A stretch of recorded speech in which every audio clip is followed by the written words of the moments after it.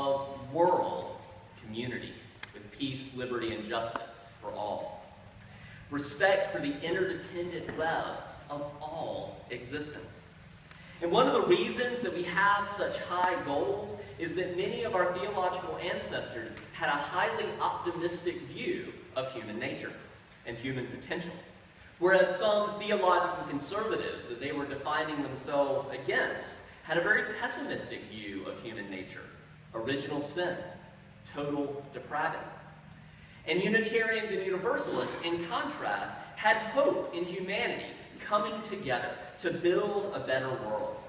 And one influential example is from 1886. The Unitarian minister then, James Freeman Clarke, wrote something called 5 Points of a New Theology. And he wrote that as an intentional 5 points to contrast it with the 5 points of Calvinism. We looked at that some last week. And Clarke summarized Unitarianism then, in the late 19th century, as about the fatherhood of God. Now keep in mind, this is before the 1970s and sexist language, right? And awareness of that. So the fatherhood of God, we're all one human family under the fatherhood of God. The brotherhood of man, right? John Lennon. We're all related. The parent, and then we're all brothers and sisters. The leadership of Jesus. Unitarianism at that point was still very much Christian-centric in many ways. Salvation by character. So it's not salvation by God doing something, it's salvation by the character that we develop and our freedom and responsibility. And the progress of mankind onward and upward forever. You can particularly see the optimism in that final point, the progress of mankind onward and upward forever. It's just going to keep getting better. Likewise, 2 weeks ago, we learned about some about Theodore Parker, that abolitionist Unitarian minister who was one of the Secret Six that helped fund John Brown's raid on Harper's Ferry. In a similarly optimistic vein, in 1853, Parker said, "I don't pretend to understand the moral universe. The arc is a long one, but from what I see, I am sure that it bends toward justice." MLK later borrowed that phrase from Parker 100 years later.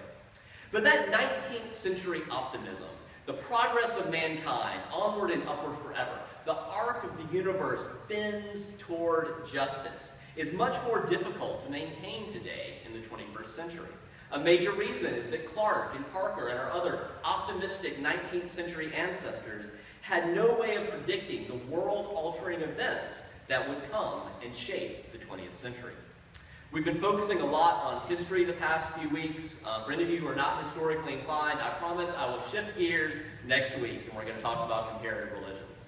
But I feel it's important to recognize and reflect on that we have just passed the 100th anniversary of the assassination of Archduke Franz Ferdinand that helped trigger the beginning of World War I. Various centenaries commemorations will likely continue over the next 40 years. Which will be marking things all the way through November 11th, 2018, which will mark the 100th anniversary of the armistice that ended the First World War. And if this sermon leaves you curious to learn more, I see Doug Ford out in the audience, one of our historians. And at 10 a.m. in the Friendly Forum on August 31st, he's going to lead a discussion about Barbara Tuchman's 1962 Pulitzer Prize-winning classic, The Guns of August. How many of you have read that book? Okay, quite a few. It's about the outbreak of World War I, that first month, and it's been called by the Modern Library one of the 100 best nonfiction books of all time. But I'll leave The Guns of August to Doug, the professional historian. Instead, I want to trace some of the journey from 19th century theological optimism about human nature and the inevitability of progress through the crucible of the 20th century, starting especially with World War I, to the implications of where we find ourselves today as early 21st century Unitarian Universalists. I'll be drawing especially on Philip Jenkins's recent book, The Great and Holy War, How World War I Became a Religious Crusade. And consider the difference between the 19th century assertion, again, the progress of mankind, onward and upward forever, and the arc of the universe sort of inevitably bends towards justice, compared to the first stanza of William Butler Yeats's poem, The Second Coming.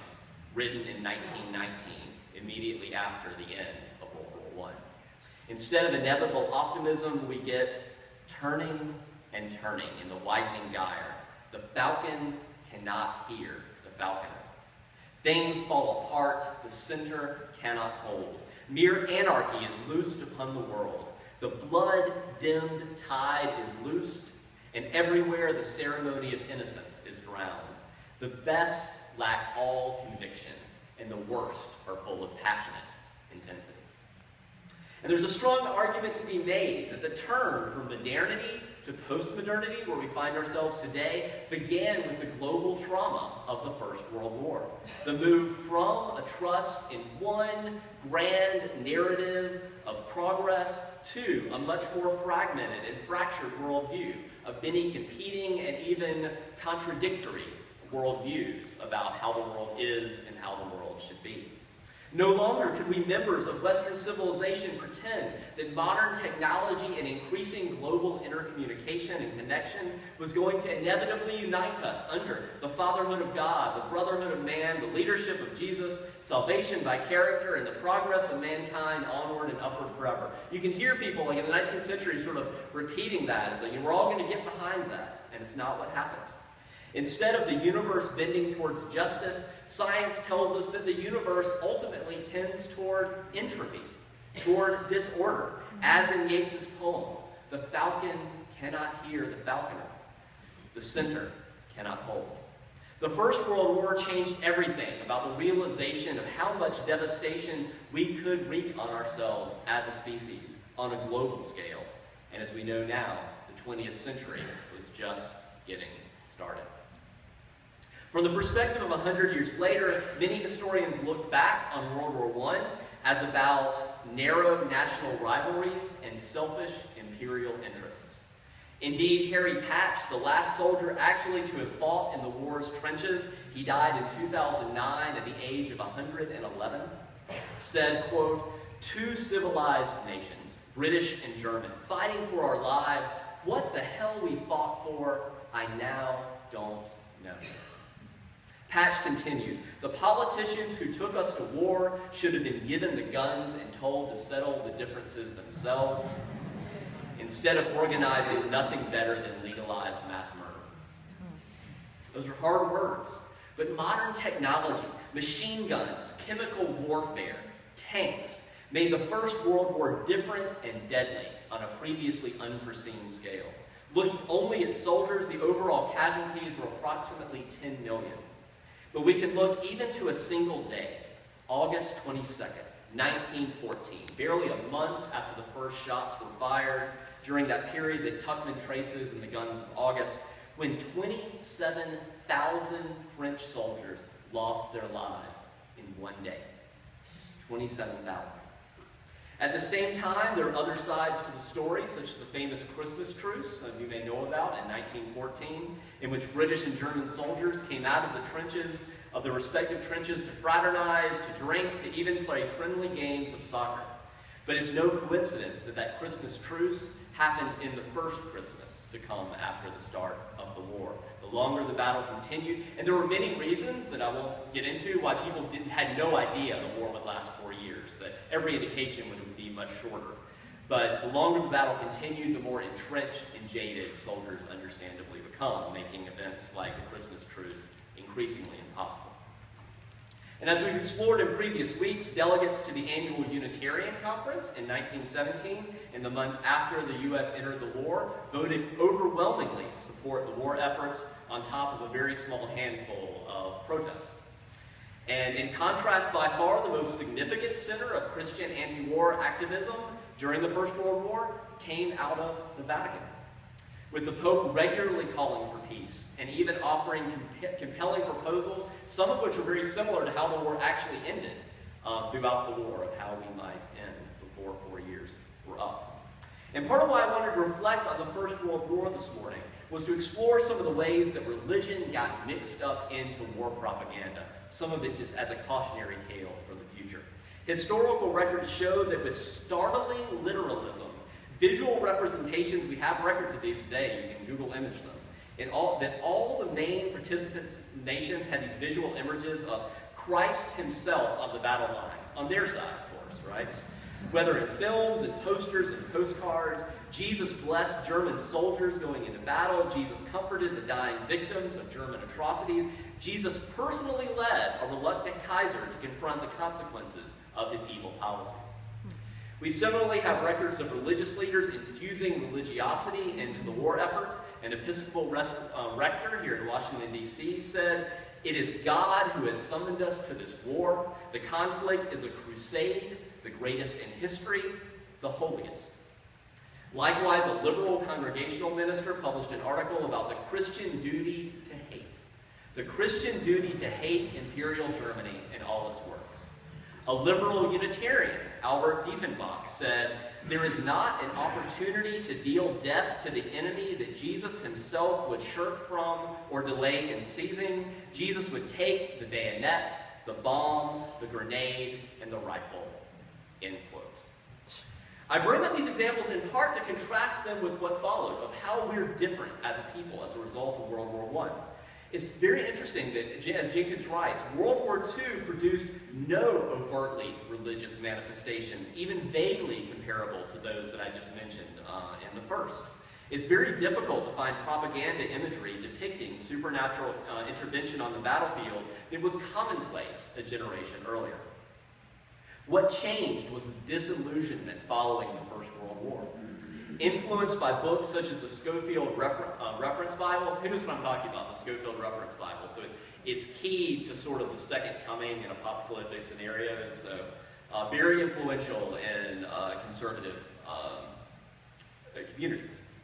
Many conservative religious leaders saw signs of the apocalypse in the First World War, partially as a result of the Schofield Reference Bible, that they thought presaged the second coming of Jesus.